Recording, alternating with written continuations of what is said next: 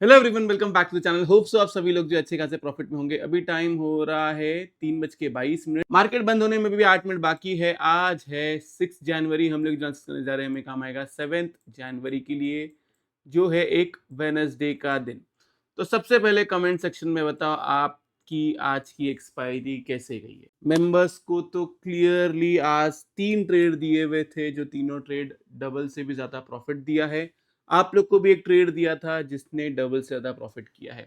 सबसे पहले हम लोग टेलीग्राम पे जाएंगे। टेलीग्राम पे देखिए तो यहाँ पे देखा जाए, यहाँ पे मैंने मेंबर्स को ऑलरेडी 9:38 को, एक्चुअली 9:20 पे ट्रेड दिया था आई थिंक, एंड वहां से 9:38 को जो है वहां से ही डबल हो गया, जिसके स्क्रीनशॉट्स मैंने आप लोग को नीचे की तरफ शेयर किए। आज मैंने और मेंबर्स ने सब कुछ सेम एक्सपायरी में ट्रेड किया था।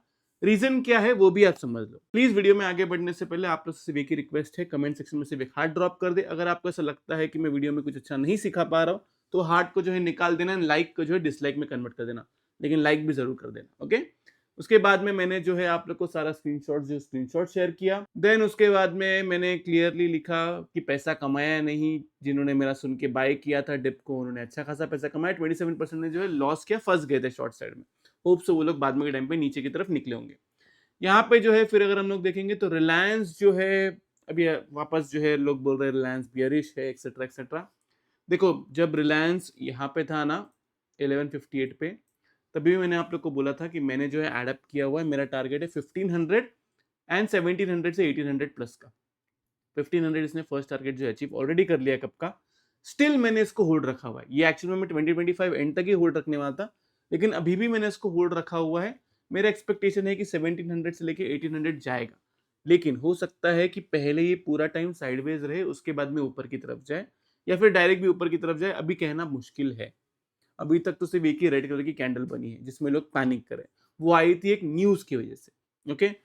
देन उसके बाद में यहाँ पे जो है मैंने आप लोग को 26,200 का सी दिया था, जिसने जो है यहाँ पे 80% रिटर्न दिया था लो से। देन यहाँ पे मैंने आप लोग को फिर से स्क्रीनशॉट शेयर किया।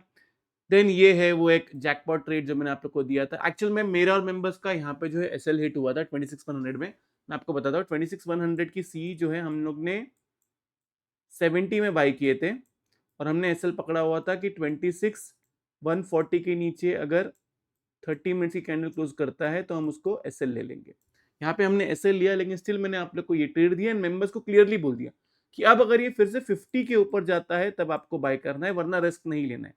रीजन समझाता हूँ। रीजन सबसे बड़ा ये था कि उनको ये ट्रेड देने का, उनको 50 अबाव बाय देने का, और आपको हीरो जीरो देने का। ये मेंबर्स भी सुन लो, क्योंकि लोगों को कंफ्यूजन होता रहेगा मैंने ऐसा क्यों किया था। मैंने और मेंबर्स ने ना इंट्रा डे में ऑलरेडी अच्छा खासा प्रॉफिट कर लिया था हीरो जीरो प्ले करके।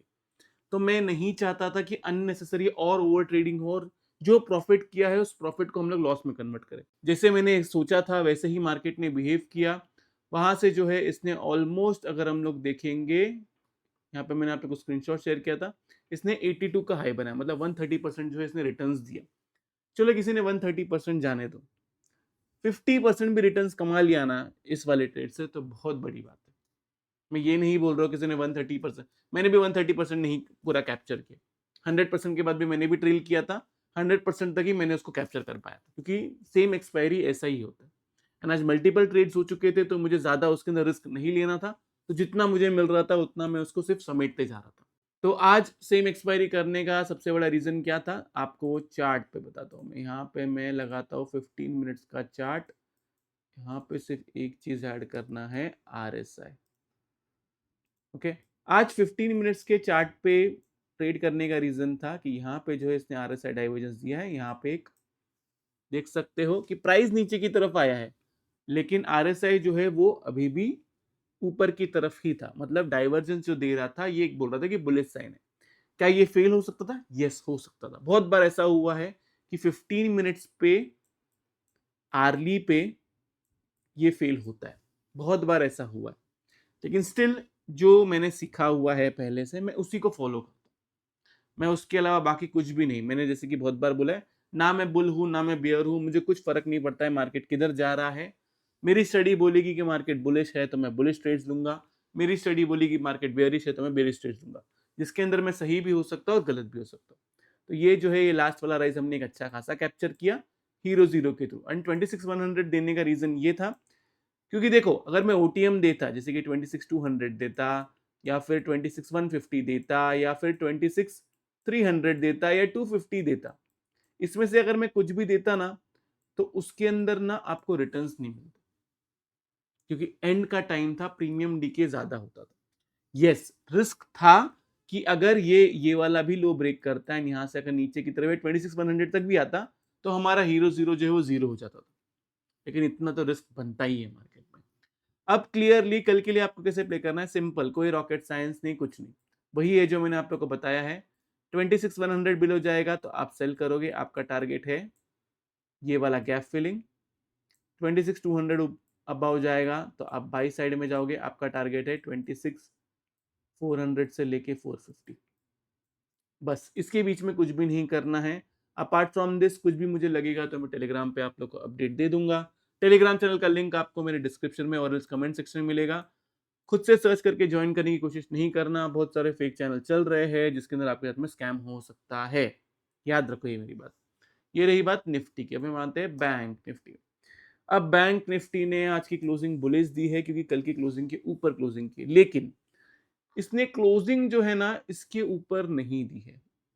हाँ, एक और चीज, ये ना आप निफ्टी के अंदर एक चीज कर सकते हो, अगर आपको लॉन्ग्स अगर 26,200 अबाउ नहीं लेकिन एक चीज करके लेनी है तो आप ये एक ऐसी मार्किंग कर लो, ये वाले ट्रेंड लाइन की।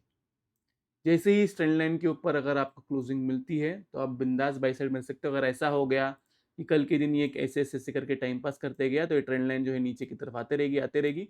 जैसे ही इसका ब्रेकआउट आता है वैसे ही आप बाई के बारे में सोच सकते हो। सेल आपको 26,100 बिलो ही करना है। क्लियर है मेरी बात? ये तो रहा निफ्टी का। बैंक निफ्टी में भी क्लियर कट 15 मिनट्स का टाइम फ्रेम लगाओ, यहाँ से लेके यहाँ तक एक लाइन खींचो, इसके ऊपर जाता है, बाई साइड का ट्रेड लेना है। फर्स्ट टारगेट है आपका ये वाला हाई जो है, ये वाला हाई ब्रेक होना चाहिए।